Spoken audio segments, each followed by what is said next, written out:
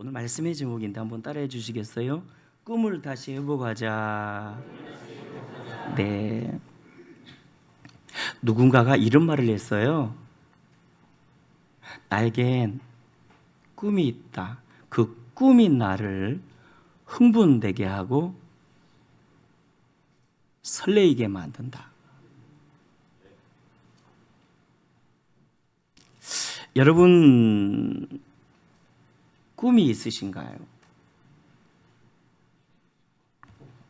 정말 잠 자다가도 그것만 생각하면 설레이고,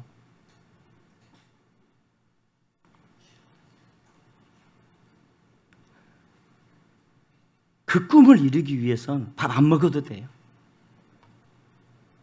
탁구 선수 신유빈이 그런 말을 하더라고요. 자신은 밥보다 탁구가 좋다면서. 와, 여러분, 그런 꿈이 있습니까? 하나님은 사람을 쓰시는 게 아니라 그의 꿈을 쓰신대요. 사람을 쓰신 게 아니라 기도를 쓰신대요. 믿음을 쓰신대요. 어느 사장에게 기자가 묻더랍니다. 사장님은 어떤 직원을 뽑나요? 똑똑한 사람입니까? 아니요, 그것만이 다가 아닙니다. 그렇다면 스펙이나 스킬이 좋은 사람입니까? 좋죠. 하지만 그것만이 다가 아닙니다. 더 중요한 게 있으니 바로 꿈이 있는 사람입니다. 우리 회사와 함께 꿈을 꿀 수 있는 사람, 그런 사람과 함께 꿈을 이루가고 싶습니다.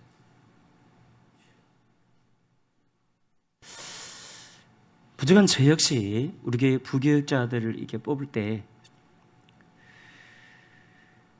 꿈이 있는 사람이 좋더라고요. 의미도 갖고 열정도 있고. 중직자도 마찬가지입니다. 꿈이 있는 사람, 교회와 함께 꿈을 꾸겠다는 사람이 교회를 위해서 고난받죠. 그렇지 않습니까?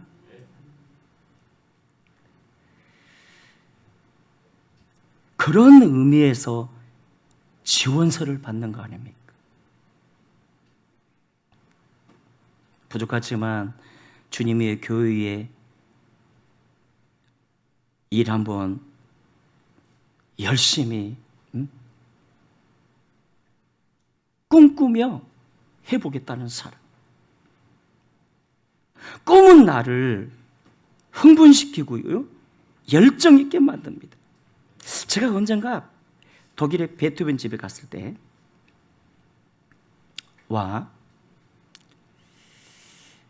그가 쓰던 이 보청기가 쭉 나열되어 있습니다. 이 작은 것부터 큰 것까지. 음악가가 귀가 안 들리니까 고통입니다. 그렇잖아요. 달리기 선수가 다리가 부러져 보세요. 끝장나는 거죠. 이번에 중국의 한 탁구 선수가 이 탁구채를 누가 부러뜨렸어요. 분노해가지고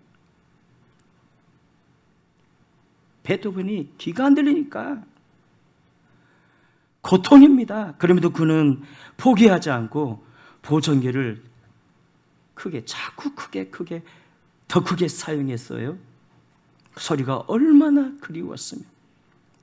여러분, 베토벤이 그 음악하는 35년 동안 몇 번이나 이사한지 아세요?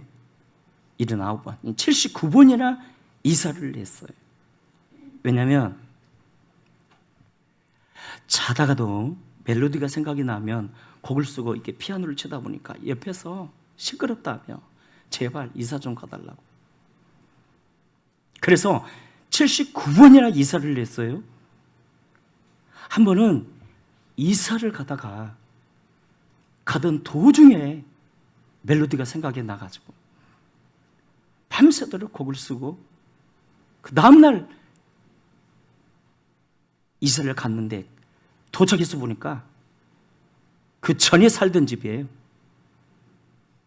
다시 돌아서 이사갈 집으로 가지 않았습니다.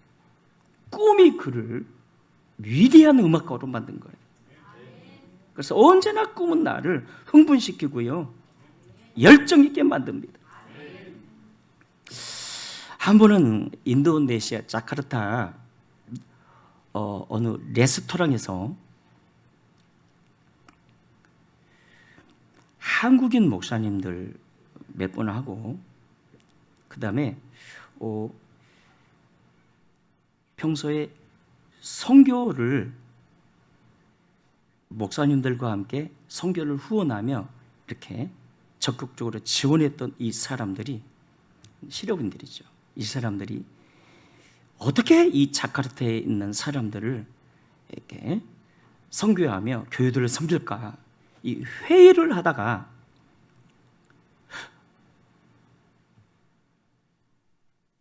그때 사람들을 보니까 신발을 안 신는 사람들이 너무너무 많습니다.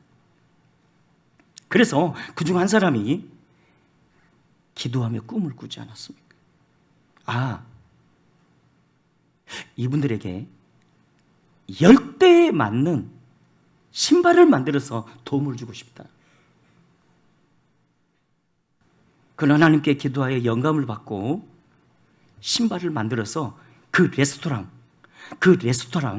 한쪽 구석을 빌려가지고 신발을 팔기 시작합니다. 그것이 지금은 KMK 그룹이라는 직원이 2만 명이 넘는 대형 회사가 되었어요. 나이키의 신발을 납품하는데 불량품이 거의 없는 최고의 회사랍니다. 그 회사 창립자가 바로 송창근 회장 아닙니까? 이 회사의 표가 있어요. 주자, 또 주자, 그리고 잊자. 주자, 또 주자, 그리고 잊자. 따라합시다. 주자, 또 주자, 그리고 잊자. 그래서 지금도 이 회사는요, 인도네시아 내에서 그리 큰 회사는 아니지만 모든 인도네시아인들이 가장 들어가고 싶어하는 회사래요. 왜냐하면 이윤이 남으면 거의 직원들에게만 돌리고 최선을 다해서 선교하고 구제를 하다 보니까 꿈이 있으니까 길이 열리고 하나님이 도우시네요. 여러분, 오늘 본문은 절망의 상황에서의 요엘 선지자의 외침 아닙니까? 28절 봐주시겠어요? 그 후에 내가 내 영을 만민에게 부어주리니 너희 자녀들이 장래 일을 말할 것이며 너희 늙은이들은 꿈을 꾸며 너희 젊은이는 이상을 볼 것이며. 선지자가 외칩니다. 하나님의 사람들이요, 지금은 고통의 시기지만 장차 때가 되면 하나님이 성령을 부을 것인데, 그래서 모두가 성령을 받게 되면 여러분의 자녀들은 장래의 일을 말할 것이고 늙은이는 꿈을 꾸고 젊은이는 이상을 볼 것입니다. 너희 자녀들은 장래 일을 말할 것이며. 무슨 뜻일까요? 우리가 절망의 상황에서도 내일의 희망을 말해야 한다는 것입니다. 내일의 희망. 장래의 일을 말해야 한다는 것입니다. 즉 우리가 백미러를 보면서 앞으로 가듯이 지난날의 고통을 보면서 꿈을 말해야 한다는 것입니다. 내일의 희망을 선포해야 한다는 것입니다. 여러분, 이스라엘 민족은 어려울 때마다 꼭 그들의 3대 사건을 회상했어요. 첫째, 출애굽 사건과 그들이 하나님의 능력으로 모세를 통해서 애굽을 탈출하지 않았습니까? 출애굽 사건과 둘째는 가데스 바네아 사건과 원망불평하다 그들이 망했죠. 셋째는 마사다 사건을 회상합니다. 마사다 사건. 여러분, 이 마다사 사건이니까 뭔가 하면 사진 한번 찍어주세요. 유대 나라가 AD 70년에 로마의 그 황제 로마의 디도 장군을 통해서 멸망을 했잖아요. 예루살렘이 AD 70년에 함락되었잖아요. 그런데요, 그럼에도 그 중에서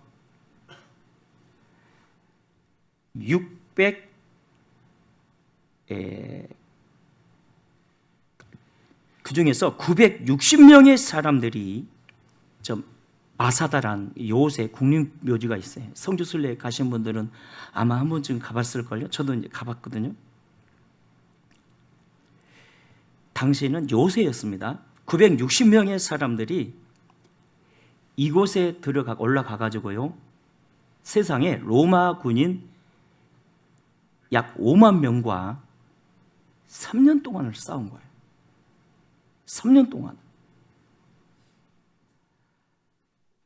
나중에 로마군이 너무너무 자존심이 상하니까 화가 나가지고 그냥 마사다 높이에 토성을 쌓고 올라가지 않았습니까? 그런데 그럴 때마다 이 마사다에 있던 이 군인들이 막 화를 쏘고 방해를 하니까 악랄하잖아요, 로마인들이. 그 960명의 명단을 다 파악하고 그들의 친인척을 다 파악해가지고, 형제 친인척을 파악해가지고 그들의 형제 친인척을 맨 앞에다가 세우는 거예요. 토성을 쌓는데 방해 못하도록. 그래가지고 드디어 토성이 다 올라가고, 내일이면 이 마사다가 멸망하게 생겼을 때 그 리더가 오늘 밤에 말합니다. 여러분이요, 우리가 3년 동안 항쟁을 했지만 내일이면 이곳이 무너질 겁니다. 자, 선택하십시오. 죽어서 그들의 노예가 되든지, 아니 살아서 그들의 노예가 되든지, 죽어서 자유를 얻든지 천국에 들어가든지 여러분이 선택하셔야 합니다. 그래서 모두가 죽음을 선택했고 자결하지 않았습니까? 바로 그 사건이 마사다 사건입니다. 그래서 늘 이스라엘 백성들은 나라를 지키려고 목숨 바쳤던 그들을 기억하며 장래일을 말했어요. 내일의 희망과 꿈을 외쳤어요. 그래서 다시 부강해진 나라가 바로 이스라엘 아닙니까? 때문에 여러분, 우리도 과거를 회상하며 내일을 말할 수 있어야 합니다. 왜냐하면 사람은 꿈대로 되거든요. 꿈대로. 여러분, 다윗은 과거를 회상하며 장래를 말한 사람 아닙니까? 이스라엘의 블레셋의 골리앗이 쳐들어왔을 때 아무도 그 골리앗과 싸우겠다는 사람이 없는데 다윗이 나섭니다. 응? 자기가 해보겠다고. 사울 왕이 이렇게 말했죠. 아니, 네가 17살인데 저런 장소와 어떻게 해보겠다는 거냐? 응? 어떻게 해보겠다는 거냐? 그래서 다윗이요, 과거를 회상하며 장래 일을 말했잖아요. 왕이여, 제가 아버지 양을 관리하는 치는 목동인데 가끔씩 사자나 곰이 와가지고 양들을 물고 갈 때가 있습니다. 그러면 저는 물맷돌을 던져서 곰도 잡았고요, 양도 죽인 적이 있습니다. 저의 실력을 과소평가하지 마세요. 그때도 하나님이 도우셨는데 저 골리앗 할례받지 못한 자가 하나님을 못 구하고 하나님의 백성들을 무시하는데 하나님이 저를 안 도와주시겠습니까? 그 말에 사울이 감동을 받고 자기 갑옷을 벗어가지고 다윗에게 입혀주는데 사울은 키가 큰 사람 아닙니다. 질질 끌려요. 그래서 다윗이가 자기는 자기처럼 목동옷을 입고 물맷돌 5을 주워가지고 싸우러 나가가지고 물맷돌로 그냥 골리앗을 쳐 죽이지 않았습니까? 과거를 회상하며 미래를 말하는 사람. 여러분, 우리도 과거를 보며 장래를 말할 수 있어야 합니다. 둘째 선지자가 또 외칩니다. 늙은이는 꿈을 꾸며. 중국의 한유라는 석학이 젊은 날 노노와 공자 등을 연구하다가 그 학문적 깊이에 열등감을 느끼고 포기하지 않았습니까? 며칠 동안 그냥 밥도 먹지 않고 신세만 한탄하는데 갑자기 번개처럼 그런 생각이 들더랍니다. 그래, 맞아. 그도 사람이고 나도 사람인데, 그도 사람이고 나도 사람이다. 그래서 다시 일어나 연구하고 또 연구하다가 중국에 8대 석학이 되지 않았습니까? 오프라 빈프리가 이런 말을 했어요. 아무리 젊어도 꿈이 없으면 늙은 거고, 아무리 늙어도 꿈이 있으면 젊은 거라고. 여러분 기억합시다. 모세는 80부터 일했고요, 노아는 600세에 시작되어서 사명을 받았어요. 배 만들라고. 아브라함은 75세 때부터 일을 했고요. 며칠 전 전도부 우리 권사님들과 함께 밥을 먹으러 갔다가 제가 이렇게 말했더랍니다. 권사님들, 제가 늙었나 봐요. 이제 눈이 잘 안 보일 때가 많아요. 그래서 새벽 예배 때 성경 봉독할 때 틀릴 때가 많아요. 그랬더니 뒤에 권사님들이 이렇게 말하는 거예요. 목사님, 우리 번데기 앞에서 주름 잡지 마세요. 우리가 볼 때 목사님은 청년입니다. 청년. 할 말이 없었습니다. 정신 차려야지. 그가 그렇다면 맞는 거예요. 가끔 우리 목사들 모이면 40대 목사를 보고 50대 목사가 이렇게 말합니다. 그 젊은 부럽다면서. 내가 그 나이라면 유학이라도 한번 도전해 보겠다면서. 근데 그 50대 목사를 보면서 60대 목사가 이렇게 말합니다. 와, 그 젊은 부럽다, 부러워. 내가 그 나이라면 성전 건축이라도 한번 도전해 보겠다면서. 그런데 60대 목사를 보며 70대 목사가 이렇게 말하더랍니다. 내가 그 나이라면 교회를 한번 대교회로 부흥시켜 보겠다면서. 여러분 기억하십시오. 지금 여러분의 나이는 누군가 누군가가 너무너무 부러워하는 그런 나이라는 것을. 아멘입니까? 제가 아는 어느 지인은요, 나이가 78세인데 노인복지관에 안 간대요. 절대로 안 가겠대요. 왜 안 가시는데? 그랬더니 거기 갔더니 커피 심부름만 시키는 거예요. 젊은 놈이 커피 타야 된다면서. 78세의 나이를 갖다가 젊은 놈이 커피를 타야 된다면서. 제가 3번에는 어느 노인복지관에 이렇게 갔는데 목사들 한 3명 정도가 탔던 것 같아요. 어르신이 이렇게 엘리베이터를 딱 타는데 먼저 탔는데 한 할머니가 엘리베이터를 타려는데 이 어르신네가 이렇게 악을 쓰는 거예요. 고함을 치는 거예요. 젊은 사람이 걸어다녀라! 그런 거예요. 그래서 우리가 놀래가지고 째려봤어요. 이렇게. 어떻게 할머니 어떻게. 그러더니 어르신이 눈치가 빠르더라고요. 나 86세야. 제 양반은 76밖에 안 돼. 젊은 사람이 걸어 다녀야지. 우리가 할 말을 잃었습니다. 그리고 깨달았습니다. 86세도 접는 거구나. 86세도 접는 거구나. 어느 목사님 엊그제 초상 이렇게 상가댁에 갔더니 우리끼리 이제 모여가지고 목사들 모여가지고 웃기는 말을 하면서 그 자기 동네 어느 목사님이 69세에 지금. 그래서 모든 성도들이 우리가 1년만 기다리면 은퇴다 목사님이 은퇴다 하고 있는데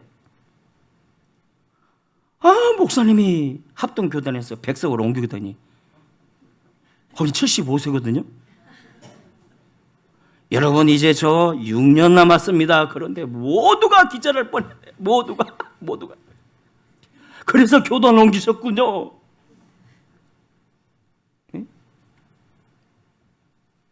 기억하십시오. 지금 여러분의 나이는 누군가가 너무너무 불우한 나이라는 것을.